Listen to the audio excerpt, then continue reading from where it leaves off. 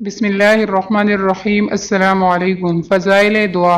رسول اللہ صلی اللہ علیہ وآلہ وسلم نے فرمایا کہ اللہ تعالیٰ کے نزدیک دعا سے زیادہ کوئی چیز مکرم نہیں۔ رسول اللہ صلی اللہ علیہ وآلہ وسلم نے فرمایا ہے الدعاء مخ العبادہ، یعنی دعا عبادت کا مغز ہے۔ رسول اللہ صلی اللہ علیہ وآلہ وسلم نے فرمایا کہ اللہ تعالیٰ سے اس کا فضل مانگا کرو، کیونکہ اللہ تعالیٰ سوال اور حاجت طلبی کو پسند فرماتا ہے، اور سب سے بڑی عبادت یہ ہے کہ سختی کے وقت آدمی فراخی کا انتظار کرے۔ رسول اللہ صلی اللہ علیہ وآلہ وسلم نے فرمایا کہ جو شخص اللہ سے اپنی حاجت کا سوال نہیں کرتا، اللہ تعالیٰ کا اس پر غضب ہوتا ہے۔ ان سب روایات کو تفسیر مظہری میں نقل کر کے فرمایا کہ دعا نہ مانگنے والے پر غضب الہی کی وعید اس صورت میں ہے کہ نہ مانگنا تکبر اور اپنے آپ کو مستغنی سمجھنے کی بنا پر ہو۔ رسول اللہ صلی اللہ علیہ وآلہ وسلم نے فرمایا کہ دعا سے عاجز نہ ہو، کیونکہ دعا کے ساتھ کوئی ہلاک نہیں ہوتا۔ رسول اللہ صلی اللہ علیہ وآلہ وسلم نے فرمایا کہ دعا مومن کا ہتھیار ہے اور دین کا ستون اور آسمان و زمین کا نور ہے۔